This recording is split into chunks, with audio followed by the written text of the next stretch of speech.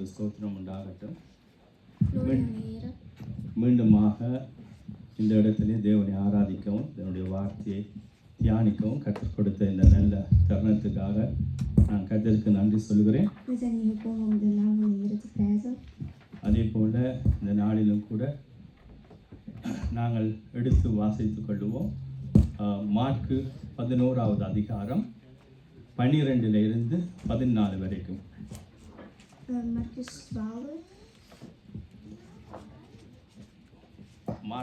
Mark 11, 12 to 14.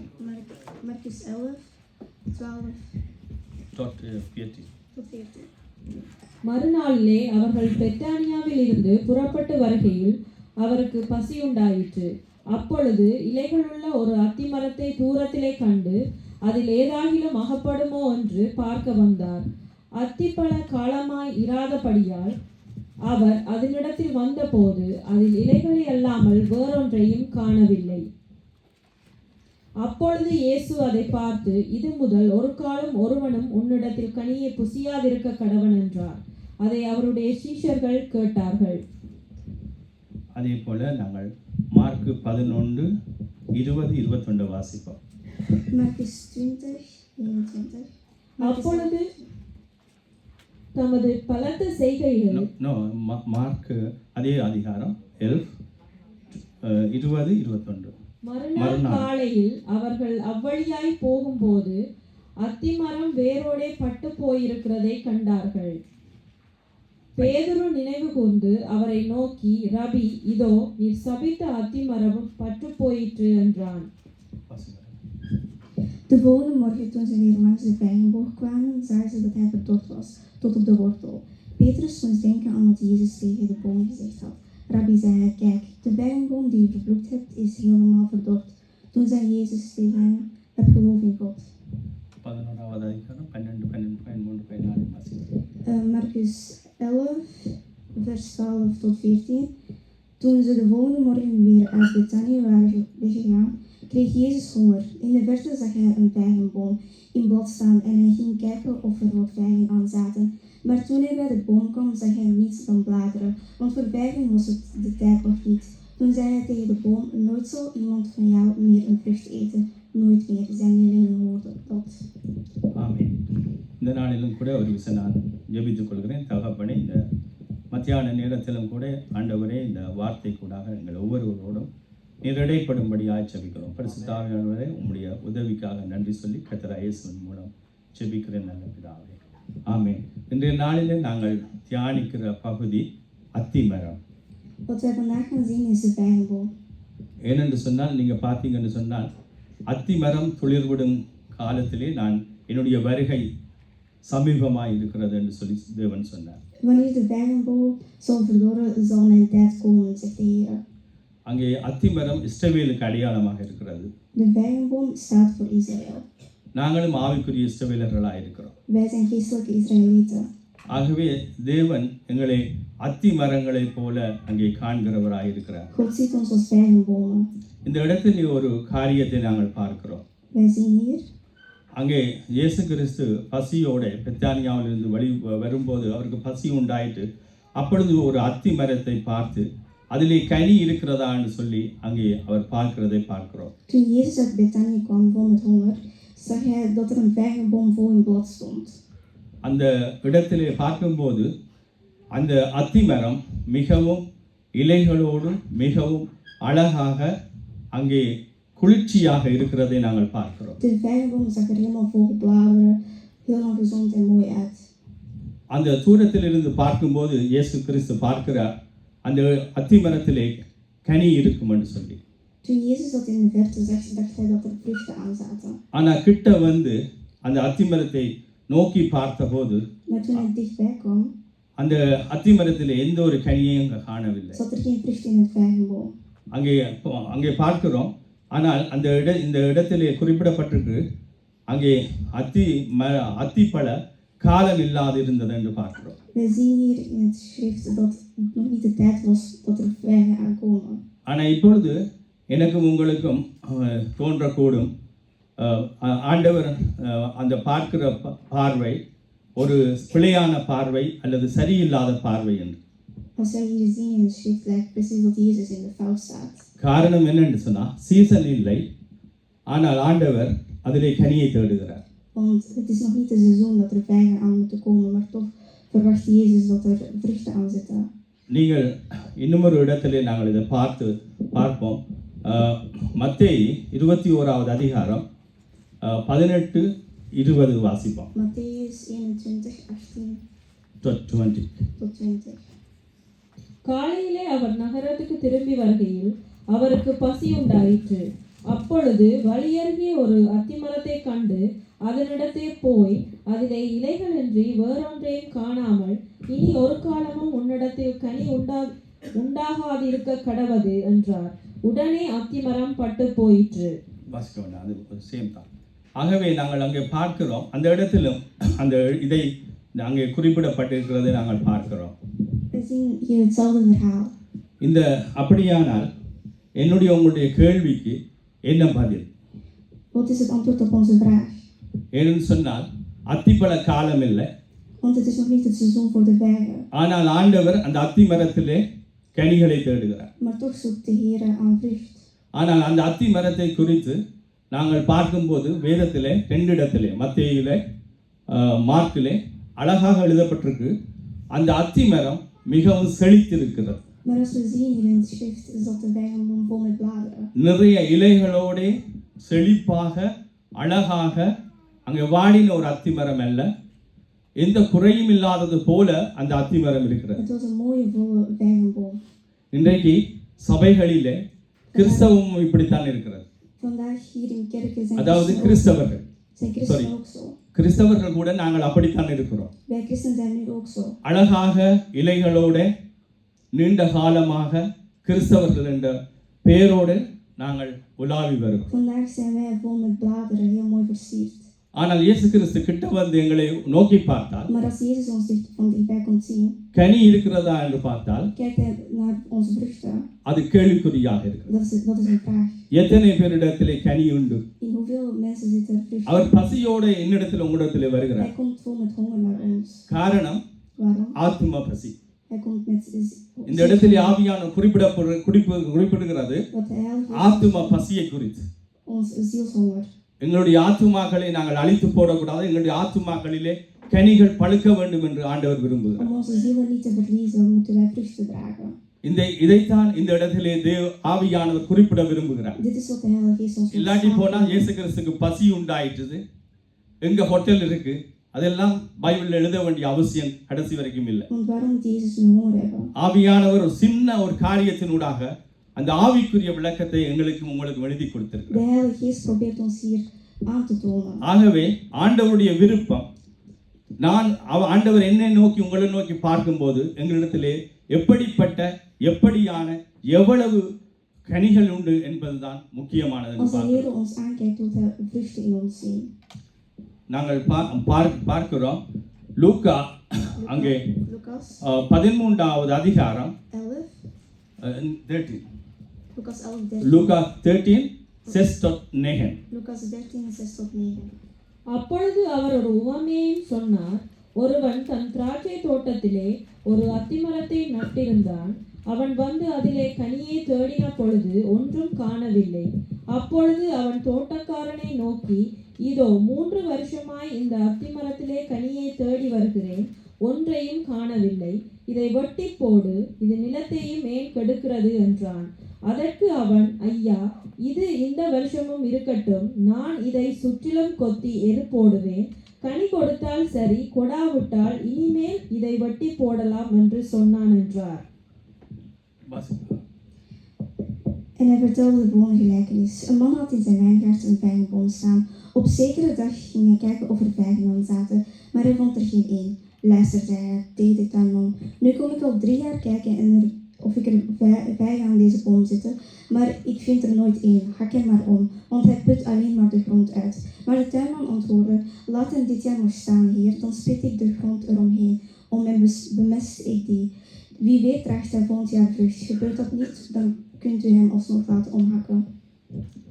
இந்த இடத்திலே நாங்கள் பார்க்கிறோம், Wij zien hier அந்த தோட்டக்காரன் dat de tuinman, அந்த திராட்சை தோட்டத்திலே ஒரு அத்தி மரத்தை அங்கே நட்டான் என்று பார்க்கிறோம். dat hij in zijn wijngaard een wijnboom plantte. அப்படித்தான் நானும் நீங்களும் Zo, தேவனுடைய தோட்டமாகிய சபையிலே op die manier zijn wij அத்தி மரங்களாக zijn நடப்பட்டிருக்கிறோம். wij geplant als wijnbomen. அங்கே வேலைக்காரனுக்கு தோட்டக்காரன் சொல்லுகிறார், Dus de eigenaar zegt tegen de tuinman, இந்த அத்திமரம் 3 வருஷங்களாக கனி கொடுக்கவில்லை, deze wijnboom heeft al 3 jaar இதை வெட்டி geen போடு vrucht அப்படின்னு gedaan. சொல்லி. Hak hem om. ஆனா அந்த வேலைக்காரன் சொல்லுகிற காரியம் என்னவென்று Maar சொன்னால், de tuinman zegt, இந்த வருஷமும் நான் கொத்தி எரு போடுகிறேன், ik zal het dit jaar nog laten bemesten. இந்த வருஷம் கனி கொடுத்தால் சரி, Als hij dit jaar nog vrucht heeft, is het goed. இல்லாது போனால் அதை வெட்டி போடலாம் என்று சொல்லி. Anders kan ik het opmaken. அப்படித்தான் பிரியமானவர்களே, Op die manier. இந்த 2026ஆம் ஆண்டு இந்த இடத்திலே நானும் நீங்களும் ஜீவனோடு இருக்கிறோம் என்று சொன்னால், In 2026 zijn wij leven. இந்த காரியத்தை நாங்கள் நினைவு கூற வேணும். Als we dit herinneren. நிச்சயமாகவே தேவன் எங்களுக்கு இந்த வருஷம் கிருபை பாராட்டி இருக்கிறார். Dit jaar heeft de Heer ons genade geschonken. இல்லாது போனா தேவனுடைய சமூகத்திலே நானும் நீங்களும் இந்த இடத்திலே கடைசி வரைக்கும் நிற்க முடியாது. Anders kunnen wij niet in இது என்னுடைய உங்களுடைய சுய பலமோ சுய புத்தியோ சுய காரியமோ கிடையாது. Dit is niet van onszelf. இது கர்த்தர் உங்களுக்கும் எனக்கும் கொடுத்த மிகப்பெரிய மகா பெரிய கிருபை என்று பார்க்கிறோம். Dit is de genade die onze Heer heeft geschonken. அங்கே நாங்கள் பார்க்கிற காரியம், Wij zien நாம் hier, தேவன் ஒவ்வொரு நாட்களும் எங்களுக்கு கூட்டி கொடுத்து கொண்டே இருக்கிறார்னு சொன்னால், அவர் தனக்காக கனி கொடுக்கும்படியாக எங்களிடத்தில் எதிர்பார்க்கிறார். elke dag die we krijgen zijn om vruchten te dragen. இதைத்தான் இந்த இடத்திலே நாங்கள் பார்க்கிறோம் Dat பிரியமானவர்களே. zien wij hier. அதே போல நாங்கள் இன்னும் ஒரு காரியத்தை நாங்கள் பார்ப்போம் என்று சொன்னால், லூக்கா சுவிசேஷம், Lucas, மத்தேயு சுவிசேஷம் Mattheüs. 13ஆம் அதிகாரம் 27 30 வரைக்கும். Matthäus 13, 27 tot 30. மத்தேயு 13 27 tot 13. Ter 30. வீட்டெஜமானுடைய வேலைக்காரர் அவனிடத்தில் வந்து, ஆண்டவனே, நீர் உமது நிலத்தில் நல்ல விதையை விதைத்தீர் அல்லவா? பின்னை அதில் களைகள் எப்படி உண்டானது என்றார்கள். அதற்கு அவன், சத்ரு அதை செய்தான் என்றான். அப்பொழுது வேலைக்காரர், நாங்கள் போய் அவைகளை பிடுங்கி போட உமக்கு சித்தமா என்று கேட்டார்கள். அதற்கு அவன், வேண்டாம், களைகளை பிடுங்கும் போது நீங்கள் கோதுமையும் கூட வேரோடே பிடுங்காத படிக்கு 2ஐயும் அறுப்பு மட்டும் வளர விடுங்கள்.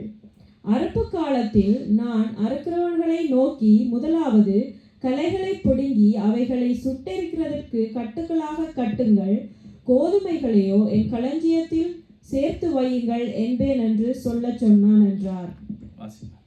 De knechten gingen naar de eigenaar toe en vroegen, Heer, u hebt toch geen zaad op uw akker gezaaid? Waar komt dan al het onkruid vandaan? Hij antwoordde, dat heeft een vijand van me gedaan. Zijn knechten zeiden, wilt u dan dat we het onkruid er tussenuit halen? Nee, zei hij, want als jullie het er tussen halen, trek je ook het koren mee uit.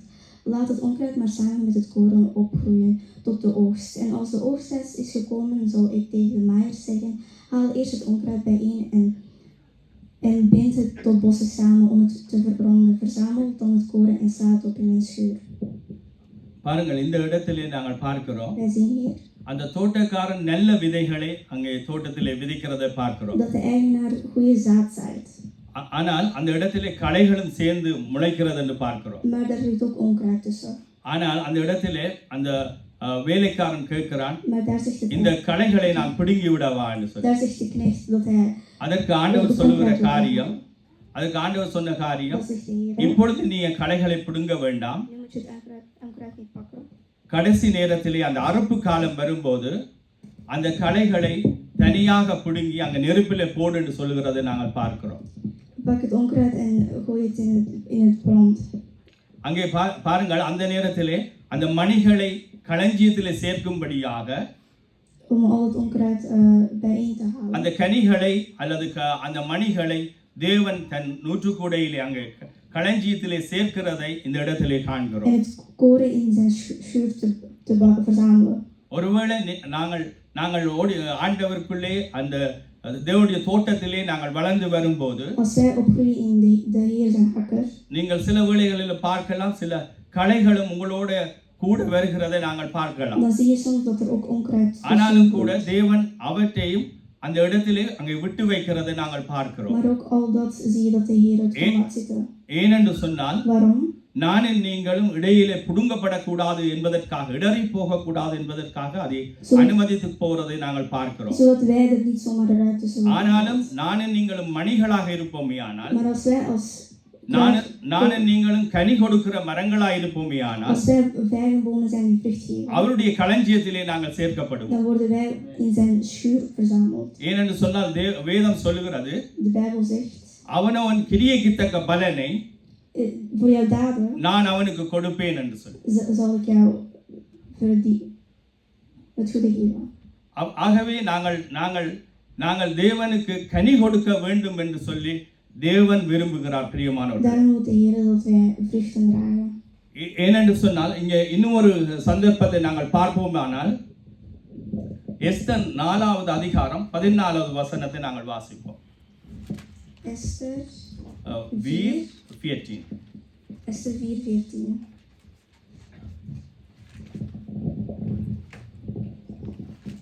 நீ இந்த காலத்திலே மௌனமாயிருந்தால் யூதருக்கு சகாயம் ரட்சிப்பும் வேறொரு இடத்திலிருந்து எழும்பும்.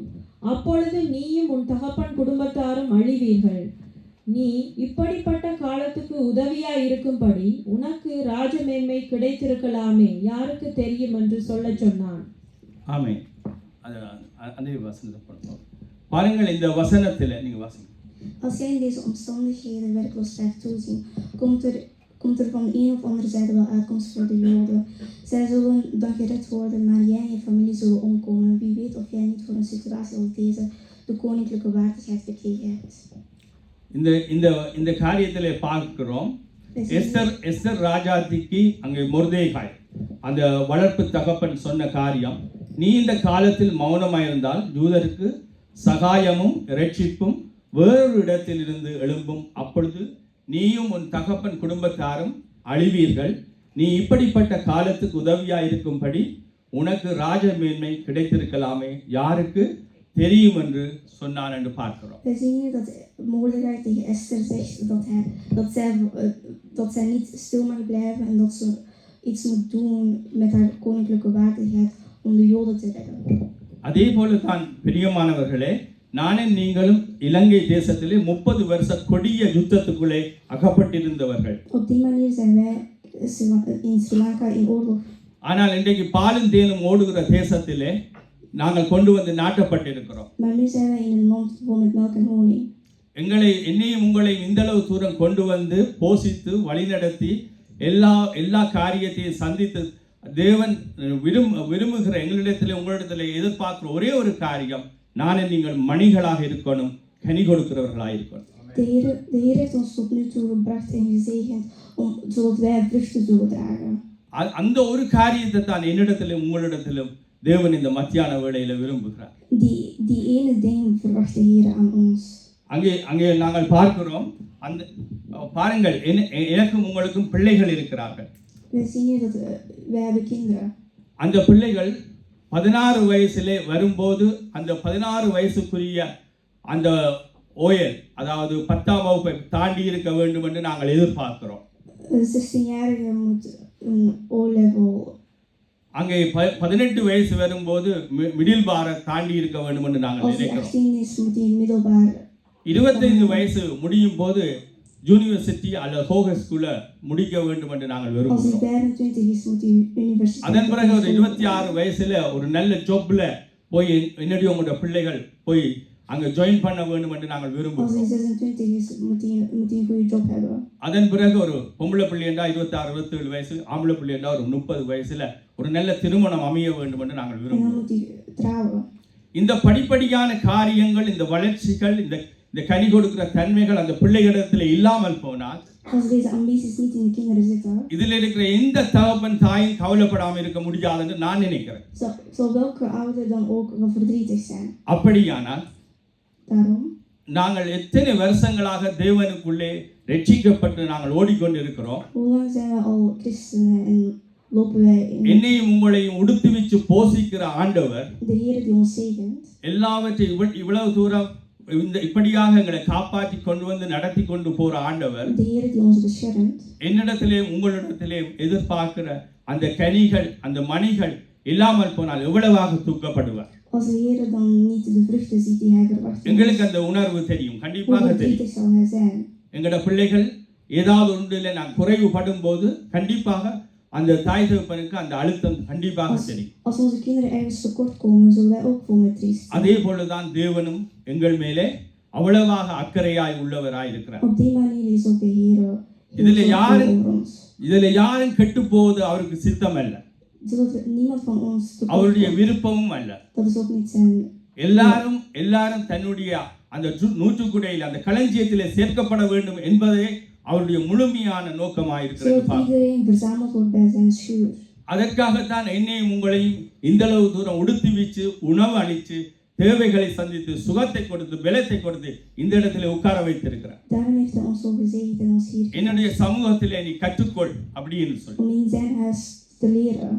ஆகவே பிரியமானவர்களே, இந்த வார்த்தைகள் எனக்கும் உங்களுக்கும் எவ்வளவு முக்கியமானது என்று சொல்லி நாங்கள் பார்க்கிறோம். Daarom moeten we zien hoe belangrijk ஏன்னா het is. ஒவ்வொரு நாட்களும் நாங்கள் விடியும் போது Want elke dag dat we opstaan, அல்லது ஒவ்வொரு வருஷங்களும் நாங்கள் நியூ இயர் என்று காலடி எடுத்து வைக்கும் போது elk nieuwjaar, தேவன் என்மேலும் உங்கள் மேலும் ஒரு நோக்கத்தோடையே எங்களை வைத்திருக்கிறார் என்பது இந்த வேத வசனங்களினுடைய அடிப்படை உண்மை சத்தியம் என்று நாங்கள் பார்க்கிறோம். de Heer heeft een wil voor ieder en al van ons. பாருங்கள், இந்த எஸ்தர் ராஜாஜியினுடைய வாழ்க்கையில கூட அந்த மொர்தேகாய் பெரியப்பா சொல்லுகிறார், We zien hier, வளர்ப்பு தகப்பன் சொல்லுகிறார், நீ மௌனமாயிருந்தால் நீயும் உன் வீட்டாரும் அழிந்து போவீர்கள் என்று சொல்லி. we zien hier dat Mordechai tegen Esther, ஆனா யூதருக்கு எங்கிருந்தோ ஒரு இடத்துல இருந்து அங்கே ரட்சிப்பு வந்துடும்.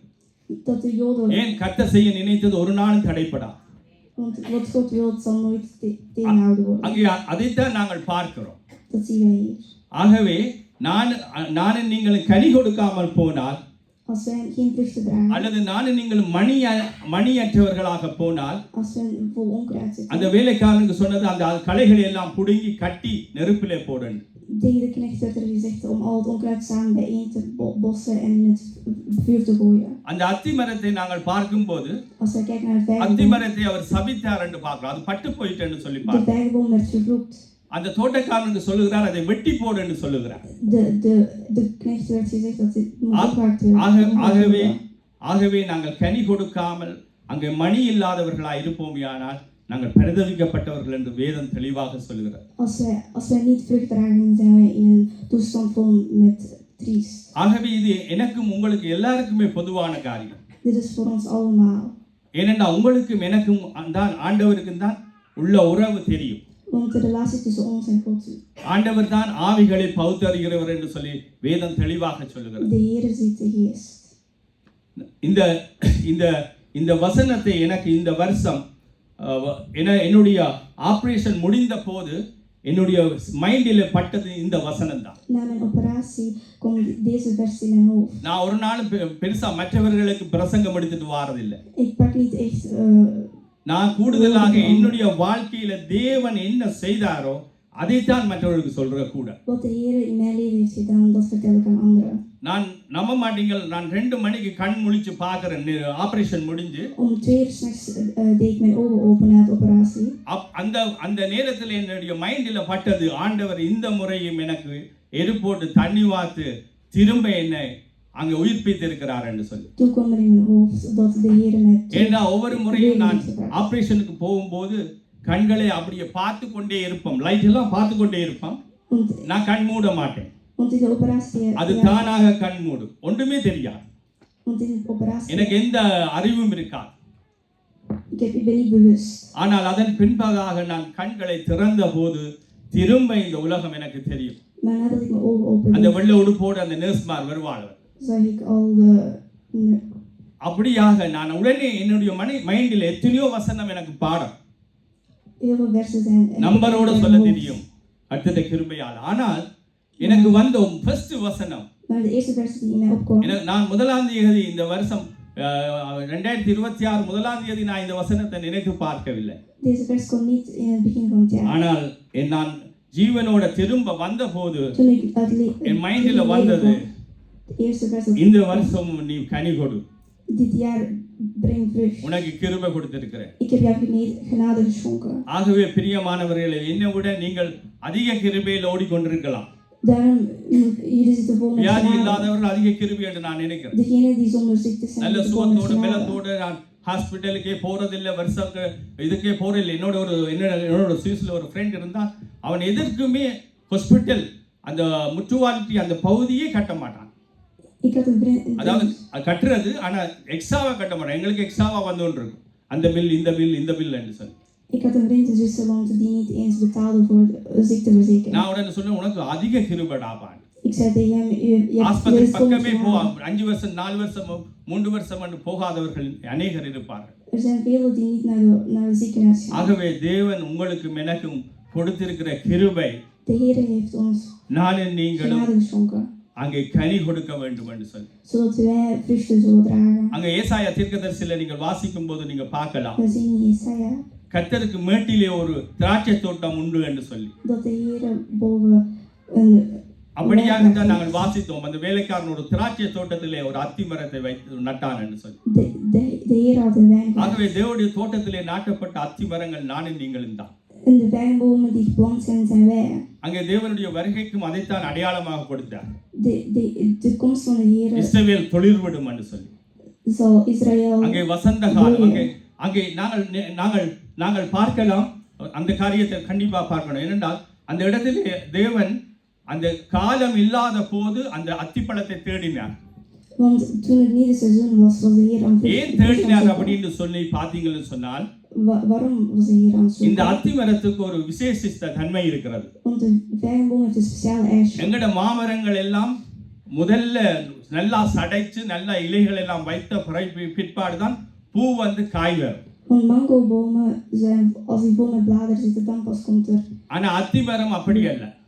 Maar de wijnbomen zijn niet zo. அது சடைக்க முன்பதாக Voordat het vol met bladeren zit, பூ வந்து komt het bloem. காய் வந்து அதன் பிறகுதான் இலைகள் சடைக்கும். Dan pas komt het vol met bladeren. அப்படியானால் இலைகள் சடைத்திருக்குமானால் ஆண்டவர் எதிர்பார்த்தது சரி. Als het vol met bladeren zit, wat Jezus verwachtte, was ஏன் wel juist. இலைகள் சடைத்திருந்தால் அந்த இடத்திலே கனிகள் இருக்க வேண்டும். Als het vol met bladeren zit, dan moest er wel vrucht in zitten. இன்றைக்கு கிறிஸ்தவர்கள் நானும் நீங்களும் அப்படித்தான். Nu christenen zijn, wij zijn எங்களிடத்திலே ook zo. எல்லாம் இருக்கும், Wij hebben ook alles. எல்லாம் வேத வசனம் தெரியும், Wij kennen ook al het woord van எல்லாம் God. செய்ய தெரியும், பாடல் பாட தெரியும், எல்லாமே தெரியும், எல்லாமே Wij இருக்கும். kennen ஆனால் alles, we hebben alles. கனிகளை தேடி வந்தால் Maar als சில வேளைகளில் தேவன் கவலைப்பட வேண்டி இருக்கலாம். God dan zoekt naar vruchten in ons, dan ஆகவே is het triest.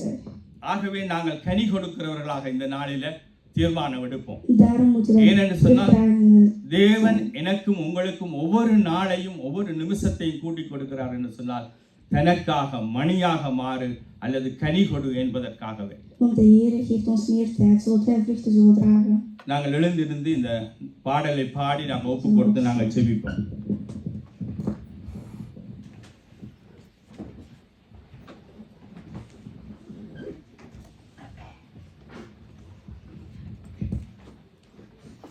இந்த பாடலை பாடி நாங்கள் ஒரு விஷயம் நாங்கள் ஜெபித்துக் கொள்வோம். பள்ளங்கள் எல்லாம் நிரம்பிட வேண்டும்,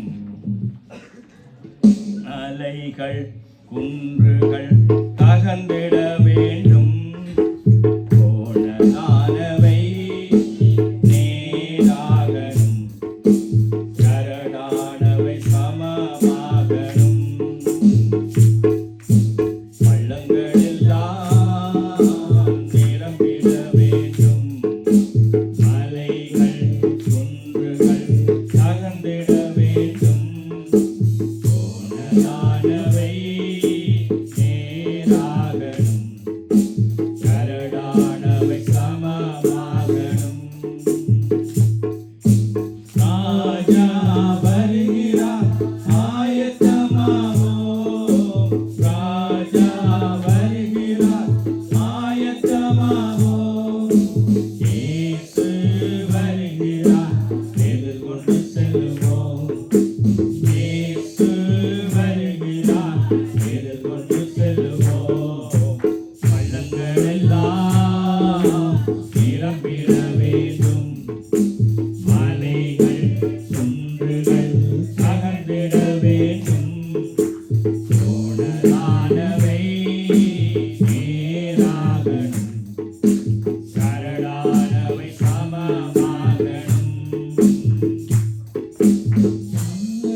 கனிகொடா மரங்களெல்லாம் வெட்டுண்டு அக்கினியில் போடப்படும்.